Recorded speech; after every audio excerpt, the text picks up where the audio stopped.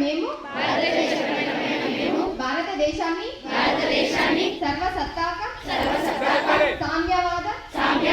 లౌకిక ప్రజాస్వామ్య గణతంత్ర రాజ్యంగా నిర్మించుకోవడానికి పౌరులందరికీ సాంఘిక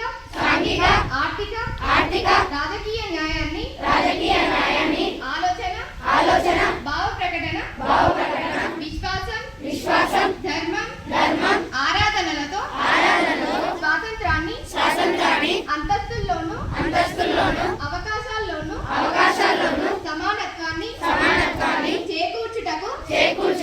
వారందరిలో వ్యక్తి గౌరవాన్ని జాతీయ సమైక్యతను